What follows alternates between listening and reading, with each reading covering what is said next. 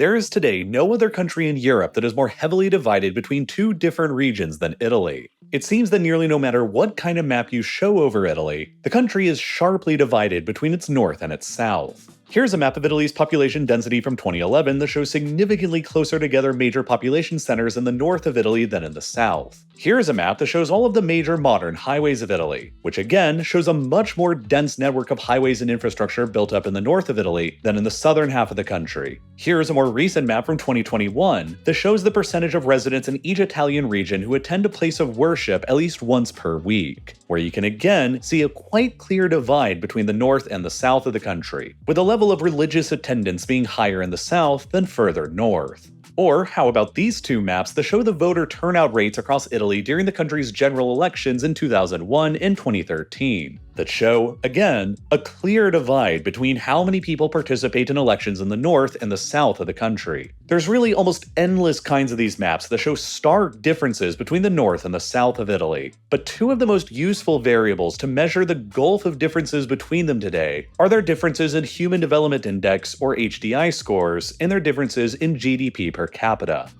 HDI is a score between 0 and 1 that's measured by the United Nations that considers a region's access to healthcare, access to education, income levels, and overall living conditions as factors that affect the overall score, with a 0 being the lowest and a 1 being the absolute highest. And this is the map of Italian regions by HDI score in 2017, which again shows a clear difference in scores and development between the north and the south of the country, almost as if it were a perfect gradient. The further south you go in Italy, the less developed it becomes. Now, before we get much further though, it's important to clarify that while there is a significant disparity between northern and southern Italy in terms of development and economic output, that's not to say that southern Italy is exactly poor or highly underdeveloped. The HDI scores that were recorded in even the least developed regions of Italy in Calabria and Sicily were measured at a 0.859, which are underdeveloped by the standards of anywhere else in Western Europe, but are still quite high globally, coming out to about the same as the average HDI score seen in places like Argentina, Chile, or Turkey, and above the global average. But when it comes to GDP per capita in Italy, the differences are also starkly visible between the north and the south, as shown in this map, which details the GDP per person as a percentage of the nationwide Italian average as recently as 2021. Here, you can see that all across southern Italy, the economic output of its citizens is significantly lower than the output of Italians across the north of the country. Southern Italy, usually defined as everything south of this line on the map, consists of about 1/3 of Italy's total territory and about 1/3 of Italy's total population, but also only represents about 1/4 of Italy's total GDP. And this situation has led to some economists, such as the former Italian Prime Minister Mario Draghi, who resigned in 2022, to describe the whole region of southern Italy as the largest and most populated underdeveloped region in the Euro area. The southernmost and least developed regions of Italy, Calabria and Sicily, have nominal GDP per capita as of 2022 that are about on a par with Uruguay and Greece,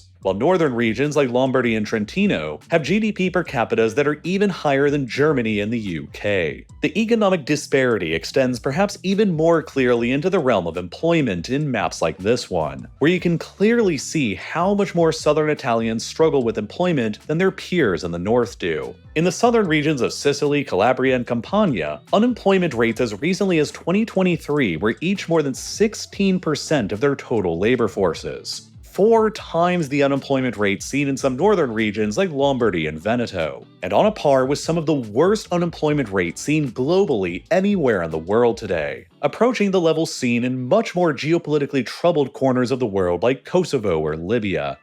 The overall economic disparities between northern and southern Italy have grown so wide by this point that it's often been said that they now even exceed the differences within Germany between the former communist east and capitalist west of the country. So, why does this huge chasm of a difference exist in nearly all aspects of economic and social life within Italy today? There are many potential explanations. But one of the most peculiar things about Italy's regional economic divide, compared to pretty much any other country in the world, is the way in which it has persisted around for literally hundreds of years by this point, in a way that's lingered around for far longer than nearly any other country's regional divide has existed for. And in many ways, it's a divide that has been getting worse in recent times than most other countries' regional divides have, such as East and West Germany. One of the most immediate sources of the divide that you can spot by studying the map simply stems from the differences in geography between the North and the South that have existed throughout human history in Italy going back for thousands of years now, and how geography generally tends to favor the North. The single most remarkable geographic feature in the whole of the Italian peninsula is this huge, low-lying plain in the north that's either referred to as the Paddan Plain or as the Po Valley, named after the Po River that flows almost through the center of the plain, fed by its many tributaries that begin in the Alps mountain range to the north and from the Apennine mountain range to the south. The Po Valley, as I'll call it from here on out, is the largest continuous area of flat land that can be found anywhere in the whole of southern Europe. At least if you define the geographic extent of southern Europe as the same area that the United Nations does. Southern Europe is generally rugged, hilly, and mountainous pretty much everywhere outside of the Po Valley. And this remains true within Italy, with the massive Alps enclosing the valley to the north and the west, and the Apennine Mountains enclosing it to the south that stretches clear across the Italian peninsula all the way to the south, forming the so-called spine of Italy. The Po River itself that flows through the valley is also the longest river that can be found in Italy, and it's generally regarded as the country's most navigable river for commerce and trade as well, with the lower reaches of the river extending from about modern-day Cremona out towards the Adriatic Sea being regarded as the most navigable section of river in all of Italy due to its usual year-round deep and calm waters. In terms of overall area, the Po Valley is a little larger than the Netherlands is, and they have nearly identical populations and urban densities today as well, with 17 million people, or about a third of modern Italy's population, all residing in the valley. The Po Valley offers up a larger, flatter area to build cities in and to develop infrastructure for more cheaply than anywhere else in Italy does, where the mountains of the Alps to the north and the Apennines to the south and the hills surrounding them make development and infrastructure more time-consuming and expensive to construct. But that's far from the Po Valley's only geographic advantages over anywhere else in Italy. The valley is located directly adjacent to the huge freshwater reserves found in the towering Alps to the north, that flow down throughout the Po Valley in its rivers and streams, which means that the Po Valley simply has better access to more freshwater resources than can be found in southern Italy. This map, based on data that was collected by the European Environment Agency in 1995, shows the levels of water stress seen throughout Italy with a clear divide between northern Italy and southern Italy, with levels of severe water stress being much more acutely visible in the south than in the north. Moreover, this more recent map compiled by the World Wildlife Fund in 2022 shows the risk of water scarcity developing across Italy by 2050, which essentially confirms what was shown by the data that the previous map from 1995 showed. Southern Italy is at a substantially greater risk of developing acute water scarcity conditions than northern Italy is. Southern Italy has therefore faced worse prospects of drought throughout its history than northern Italy has. And with its significantly larger open fields throughout the Po Valley fertilized by glacial runoff coming in through the many rivers and streams down from the Alps, the Po Valley became the most obvious site in the whole peninsula for large-scale, intensive agriculture to be performed in, which gave rise to many of Italy's largest and most powerful cities emerging within the valley, like Turin, Milan, Bologna, Padua, Verona, and Venice, along with major satellite cities located very nearby to the plain with their own synergizing geographic advantages like Trieste, Florence, and Genoa. Still to this day in 2024, the biggest and busiest ports in Italy in terms of gross tonnage are the ports of Trieste and Genoa, which have each been majorly important ports to Italy for centuries now, owing to their large, natural, and easily defensible deep-water harbors located so nearby to the large population centers that arose within the Po Valley, and their ability to all serve as a crossroads of sorts to facilitate trade routes between the Mediterranean region and inland Europe.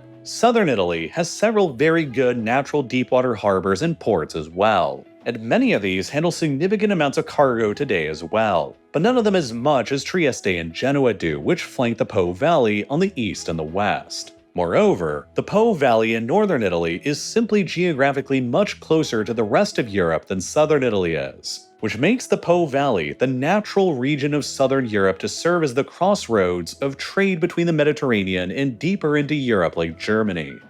And the advantages still don't stop there for the north either. This is a tectonic map of Italy that shows the risk of earthquakes taking place throughout the country in a given 50-year period. Overall, the spine of the Apennine Mountains that stretches through central and southern Italy is the most geologically active part of the peninsula and is a major fault zone, which exposes southern Italy to a much greater degree of risk to earthquakes and other seismic events than northern Italy is exposed to, save for the small corner of the northeast of Italy. Over the time span of centuries, this means that southern Italy has been rocked by many more economically destructive earthquakes than northern Italy has been, which has further contributed to the region's economic disadvantages relative to the north. And earthquakes aren't the only natural disasters in Italy that the south is more exposed to either, because there's also the threat of devastating volcanic eruptions as well. This is a map of every currently active volcano in Italy, and as you can see, none of them are located in the north of Italy. Notably, the volcanoes that are located on the boot part of Italy are the only active volcanoes located on the entirety of mainland Europe, with the rest of Europe's volcanoes being located on islands rather than on the mainland. 4 of Italy's volcanoes have erupted recently in the past 150 years. Vulcano and Stromboli in the Aeolian Islands to the north of Sicily, and much more infamously and destructive, Mount Vesuvius near modern-day Naples and Mount Etna in eastern Sicily, right next to the city of Catania. Each of these volcanoes offer up some important advantages towards a civilization, like rich volcanic soil and the potential for geothermal energy, which is a part of the explanation for why the areas immediately adjacent to the volcanoes are some of the most densely populated areas that can be found in southern Italy. But of course, their disadvantages compared to northern cities are that the volcanoes can just blow up and wreck the settlements next to them. The most infamous example of this was when Mount Vesuvius erupted in 79 CE and wiped out the neighboring Roman city of Pompeii. But it also erupted again in 1631 and killed thousands of people in neighboring Naples in that eruption too. Today, the volcano remains dangerously active and it hangs over the heads of the around 3 million plus people who live in Naples and other cities nearby who are close enough to be affected by a potential eruption, which, along with the tectonic risks and earthquake chances in the region, would make any business owners second-guess the risks of establishing themselves in the area versus in the north, where the natural disaster risks are substantially lower overall. Moreover, because the north contains the Po Valley that's located directly south of the Alps, which are much higher mountains than the southern Apennines are, they also have access to all of the rivers and streams that plunge down the mountains on their way down the valley, which grants them access to huge amounts of hydroelectricity potential in addition to their freshwater access. I mean, just look at this map that showcases the maximum hydroelectric potential that can be found across Italy. And once again, you can see that the north possesses significantly more available access to hydropower than the south does. Italy is overall the 18th largest producer of hydroelectricity in the world today, and about 14.5% of their total nationwide electricity is generated through hydro. But nearly all of that generation takes place in the north of the country. The northern regions of Piedmont, Lombardy, and Trentino Alto Adige alone produce more than 60% of the whole country's hydroelectricity today, which again only further exacerbates the inherent geographic advantages to development seen in the north of Italy relative to the south.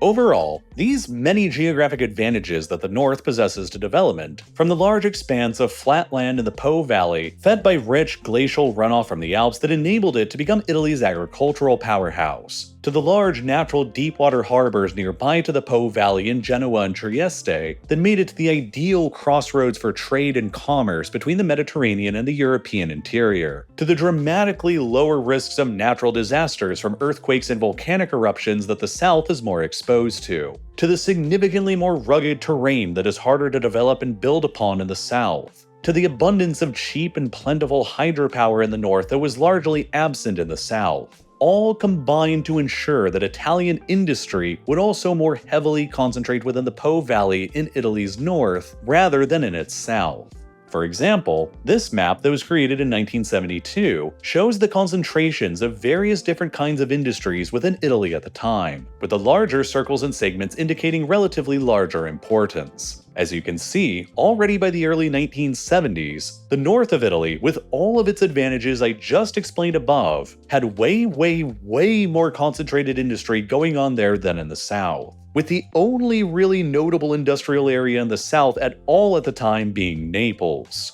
Nearly 2 decades later, in 1989, northern Italy's massive concentration of industries led to a group of French geographers led by Roger Brunet to come up with the concept of the blue banana in modern Europe, which Brunet and his team described as the industrial and urban backbone of modern Europe, encompassing the continent's most densely populated, heavily urbanized, and industrial regions, stretching from Liverpool and Manchester in the UK through London, the Benelux states, the Rhineland in Germany, Switzerland, and the heavy industries located throughout the Po Valley in northern Italy, which again, as a concept, shows just how much more geographically connected and integrated northern Italy is with the rest of Europe than southern Italy is, which enables northern Italy to more easily trade with the rest of Europe for more cheaply than southern Italy is able to do, which enables northern Italy to retain higher amounts of capital through trade than southern Italy is capable of doing. And yet, there are other factors at play that potentially influence the north-south divide in Italy besides geography as well. One of the other principal factors that has to play at least some kind of influence is the peninsula's history, and how the peninsula's geography helped to shape that history. For nearly all of Italy's modern history, from the collapse of the Roman Empire in the 5th century CE to the unification of Italy nearly 1400 years later in 1861, the Italian peninsula was divided between several different powers, both external and internal, who had wildly different ideas concerning government types and institutions. A situation that lasted for so long and that was so deeply ingrained in Italy that Clemens von Metternich, the most famous Austrian statesman of the 19th century, once described Italy as a mere geographical expression. While the French and the Austrians each ruled over large sections of northern Italy at various times throughout that history, the extent of foreign rule from beyond the Italian peninsula was substantially longer lasting and more deeply entrenched in the south of Italy than in the north. After the fall of the Roman Empire, parts of southern Italy were ruled by the Greek-dominated Byzantine Empire intermittently for centuries between 553 and 1130 CE. The Arabs conquered Sicily in 827 CE, which lasted for another 2.5 centuries until the Normans, another group of outsiders, conquered Sicily from them again in 1091. And then they stuck around for about another century. The Spanish Crown of Aragon eventually managed to conquer Sicily by 1282, and then extended their control over the Kingdom of Naples on the Italian mainland by 1442, which ushered in centuries of direct Spanish control over the whole of southern Italy that lasted all the way up until the Treaty of Utrecht in 1713. After which the kingdoms of Naples and Sicily were handed over to the Austrian Habsburgs for a couple of decades up until 1735, when each of the kingdoms of Sicily and Naples were both taken back over by the Spanish again, and a Spaniard named Charles VII from the Bourbon dynasty rose to become their king, who was a guy who actually lived in Naples during his reign and was notably the first king to reign over southern Italy who actually lived there personally in about 230 years. The long reign of foreign powers throughout southern Italy established a culture of absentee landlords, large landholdings worked by peasants, and feudalism that persisted for much longer than it did in the north, which for centuries after the Middle Ages was controlled by various thriving, independently governed communes and city-states that built up large amounts of trust or social capital between the people who lived there and the institutions they built. Southern Italy developed completely differently from an institutional perspective than northern Italy did as a result. The south of Italy was prevented from managing its own affairs for centuries, and its exploitation by outside monarchies and people throughout that whole period prevented the emergence of a strong middle class and prevented solid investments from being made in the people who actually lived there, which in turn built up a sense of resentment and distrust towards the government in the south, and a cycle in which both the eventual unified Italian government and the south of the country would end up regarding each other with mutual trepidation, with the south sometimes viewing the north as just another in a long line of historical colonial overlords, and the north viewing the south as a drain on their own welfare. In 1859, just a couple of years before Italy would become the unified modern country that we know it as today, the differences between the north and the south of the country were already significant. That year, it was recorded that northern Italy had a total of roughly 75,500 kilometers worth of roads and 2,316 kilometers of railroads, compared to a paltry 14,700 kilometers worth of roads in the south and just 184 kilometers of railroads that were almost entirely just built around the city of Naples. Meaning that southern Italy had just 1/5 of the road infrastructure that the north had, and only about 1/12 of the railroad infrastructure as the north at the time of Italian unification in 1861. And infrastructure was far from the only thing that the South needed to catch up on. At the time in 1861, when the peninsula unified, the North was producing about 17,000 tons of iron and steel per year, compared with only 1,500 tons of iron and steel that were produced by the South, showing how much more industrialized the North already was than the South at the time. In 1861, a mere 18% of the population in Campania were literate, and only 13% of the population in Sicily were, compared with literacy rates as high as 51% in northern regions like Piedmont and 49% in Lombardy. So from the very beginning of Italian unification in 1861, southern Italy's economic and political structures were already exploitative following centuries of feudal and foreign rule in the region. And combined with all of the geographic factors that I explained during the first half of this video, southern Italy was almost primed from the start to lag behind the north in development and economic well-being.